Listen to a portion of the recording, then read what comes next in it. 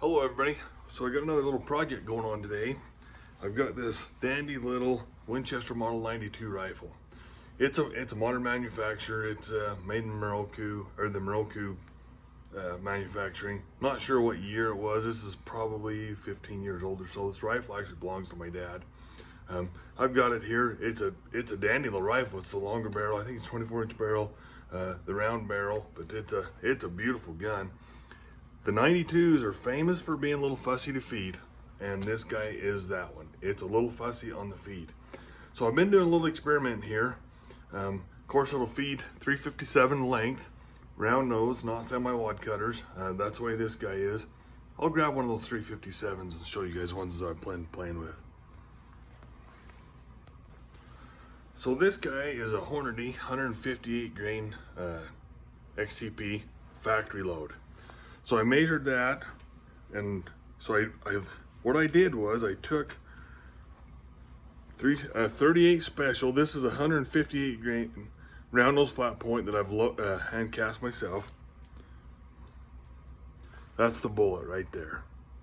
So what I've done is I've loaded this guy in a 38 special case to the top of this grease groove, and then crimped it.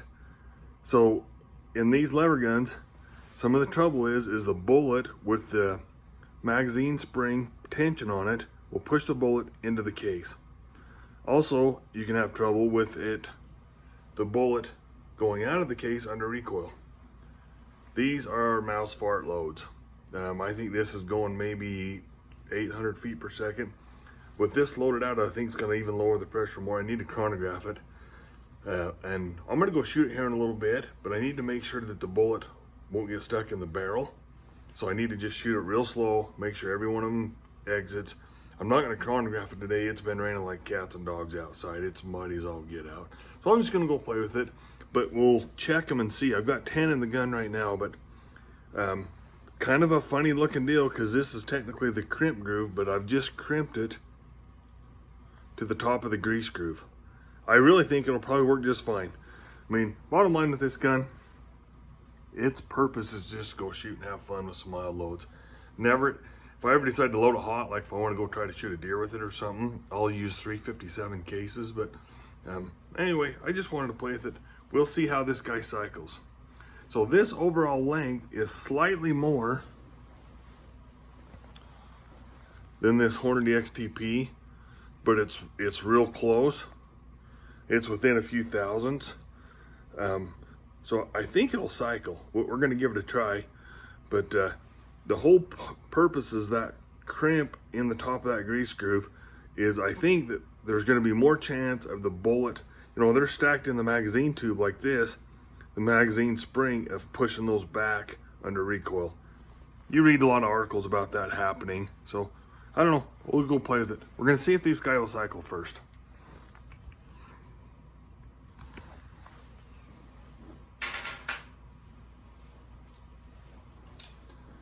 So I've had tons of trouble with this gun cycling. I mean, those 357s, that round nose profile will cycle, but with my hand loads, I've had a ton of trouble with it. It's just a fussy little turkey.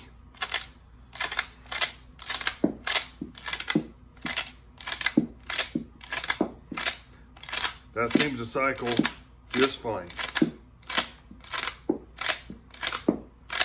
So 10 in a row with no malfunctions. I've played with this just a little before I got the camera rolling, and the gun's never, honestly, I bet it hasn't got 100 rounds to it, 200 rounds max, and it's a little stiff.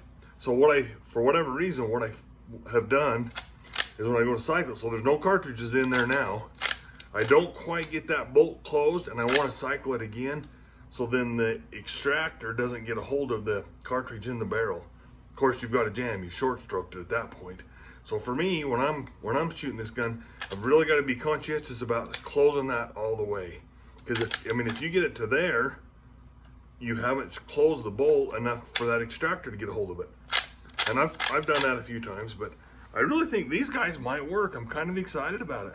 So I'm gonna look outside. If it's not raining, I'll throw this tripod out and we'll go out and shoot it and see what it does. All right, everybody. Well, it stopped raining for a minute, so I thought I'd go out, and I had to walk up here and feed my calves. It is a muddy mess, but I've been really excited about this little 92, so I wanted to come up here and shoot it. And so today I just loaded a handful of rounds. I got 10 or 12 rounds in the gun. So I just wanted to come shoot it for function and stuff, but I got my horses right here. I was gonna check on them real quick. So here's my horses. I got feeling bad for them the other day, so I fed them a bale of hay, so they've been hanging around. But this is old Macy. You guys have seen her a ton, but she can be having a colt pretty quick. Man, she got a big old belly on her. Pretty muddy right now, but she seems to be doing good. Here's King. He is one of the most friendly horses I've ever had. And he's come up to just say hi, see what's going on. Hey, buddy. This is my dad's old horse. He's at half draft, and he's had a pretty good winter. He's not as friendly as the others. So he was a Mustang, come off the Nevada desert. These guys are friendly. They want to come see what's going on. Here's a horse we call Dottie. Look at the belly on her. She's gonna have a colt here pretty quick too. So anyway, wanted to come say hi to the horses.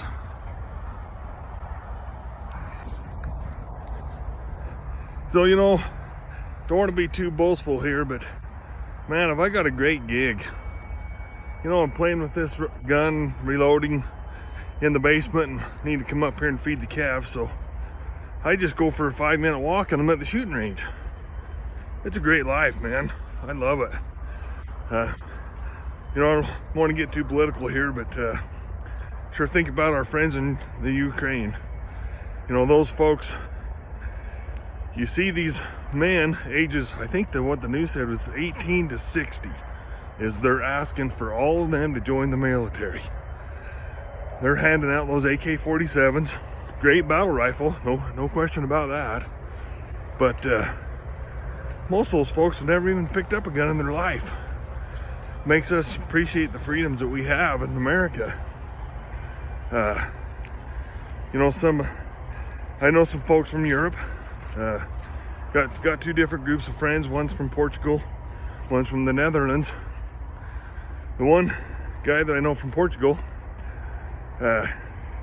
one day he was talking about Americans and their guns and such. We had a pretty colorful conversation with it. But I'll tell you, rural America, all of us guys that are hunters and such, that I'll tell you, I don't think foreign land's gonna want to invade us. You know, we've all got firearms and we've all got ammunition and a little bit of storage, and we know how to use them. So, you know, I've heard some quotes somewhere, can't even tell you where it was from, that some dictator in a foreign land said, we're never going to invade America. There's a gun behind every tree. I sure hope the evil people of the world keep thinking that. So, I don't know, my heart goes out to those folks in the Ukraine. Hopefully they can get that thing resolved pretty quick. So I'm gonna put the camera down for a second. I gotta go feed these calves. Go see if we got any new babies. Here's my mother cows. Try to zoom in, you can see the new baby over there. Standing there by his mom. Or her, it's a heifer calf. But I was gonna come see if I had any more babies. I don't think that we do. I mean, it's the time we could be getting a lot of new calves any minute. But I don't think we have any new ones. I got one mom over here. She's kind of hanging out by herself. I tell you, sometimes, especially the older cows, they'll surprise you. They'll sneak off and have a calf and you won't even know it. They're just come up to eat and happen to be around. And so this is a heifer here. She hasn't had a calf yet, so she will, hopefully in the next few weeks. So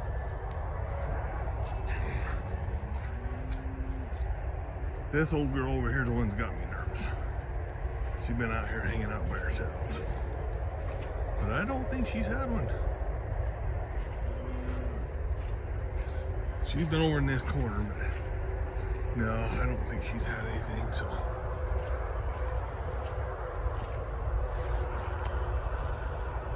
There's a little better look at the new baby. She's doing good, hanging out with the mom. Still some hay out there for them, not a lot, but there's still quite a bit of feed out in the field. So we're gonna let them earn their keep for a little while. As you guys can see, these cows ain't hurting for feed, I don't believe, any of them. So, all right, you guys. So I got the 92. I showed you guys that 158 grain load. It's to that grease groove instead of the crimping groove. But I just walked up here and fed the calves and wanted to shoot this. So this, I got looking at it after I shut the camera off. But this load is 3.2 grains of tight group, which is a minimum load for 158 grain bullet. And when I've loaded them, you know, I just wanted some real soft plinking loads. But I think with that bullet, sticking that far out of the case, that's going to lower the pressure a little bit. I mean, I'm a little nervous about sticking a bullet in the barrel. So what I'm going to do is I'm just going to shoot at a metal target. Hopefully I can hit it every time, and just really take my time to make sure the bullet exits the gun. I truly don't think that I'm at risk, but it's something that I've thought about. When I got looking at the Hodgdon website, 3.2 grains of tight group is the minimum. 3.8 is the maximum in a 38 special. So when you go to the 38 special plus P load, it'll go up to 4.2 grains of tight group. Very mild stuff. I mean, we're really in a safe range. Tight group, you know, you want to follow the manual for sure. I mean, I talk a lot about loading, but for heaven's sakes, follow the manual no matter what. I mean, I may misspeak or something, but so always check the manual. Don't go by anything I'm saying. But I think what I'm going to do when I go back to the house, I'm going to load another batch of these, if these all cycle and function well, at the 3.8, which is the max load of tight group in a non-plus P. So we're still well within range. I mean, this is a strong action gun. This, I mean, they've converted these to 44 Magnum shot full house load. So I'm well within range. Even with the handguns, I'm well within range. I don't have any of the small 38 special handguns that are not rated for plus Ps. So even at 3.8 grains, still what I would call a mid-range load. So anyway, just wanted to kind of get that out. This guy, I'm just going to shoot it real slow. Hopefully I can hit the target every time and ring the steel. So we'll give her a shot.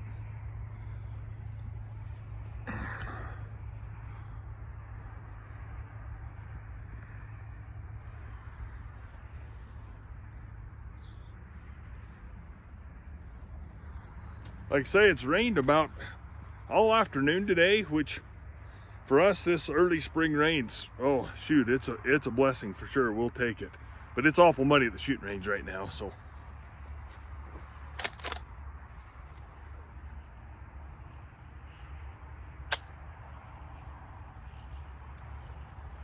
So that was a little bit embarrassing. This guy has the Tang safety, which the purists hate it. I might have to agree with them. The safety was on. When I'm shooting a lever action gun, I'm usually not thinking about the safety. So we'll give her another try.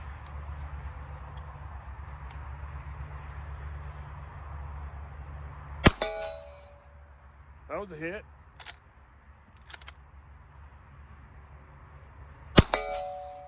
Another hit. I'm shooting the big gong, so I really hope I can hit it.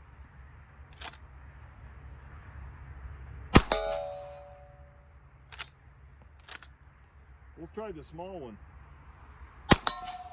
Hey, I even hit the small one.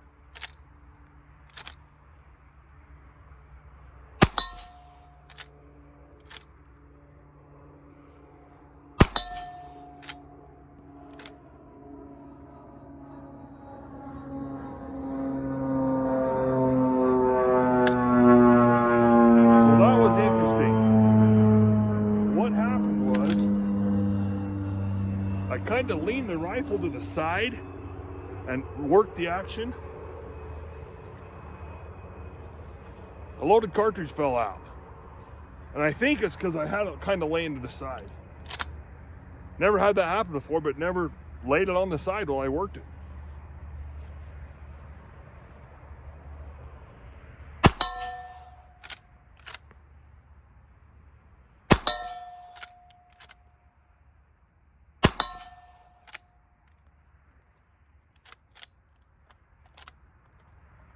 So then, what a fun little rifle. You know, in all reality, it's probably not got a lot of value, anything bigger than a coyote.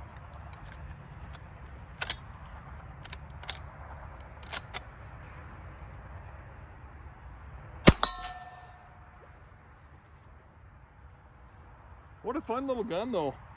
I haven't hardly shot this gun at all. Just because I've had so much trouble with the cycling of it. It's just been a fussy little turkey to work with, but I might be onto something here. I'm gonna go, tell you what I forgot to look, is if that last cartridge, if the bullet had moved. I can't imagine it moving. The recoil to this is nothing. Like, the cycling was good. If that bullet would have moved down in the case, it probably wouldn't have cycled on that last one, and it cycled just fine. So I'll go load another little batch, and then we'll do a follow-up video on this and see how it goes. But I think I'm gonna load these. I mean, they didn't have any trouble there. I'm gonna bump up the load just a little bit on them. I'll just load another 10 or 15 and we'll come do this again. But heck, I think I'm onto something. I'm really excited about this little rifle. It's a beautiful gun, it really is. The Moroku folks do a great job for Winchester and Browning on these guns. So anyway, thanks for watching. Please leave some comments. You know, 92s are kind of a lot popular. This is my first one. I have no experience with it other than pretty much what you guys just saw right there. So if you guys have any experience with this, if what I'm doing is way out of line, or if there's any safety hazards that you guys are aware of, shoot, please leave me a comment. I don't know much about it, so I was hoping to get this gun running and see what it does. So thanks for watching.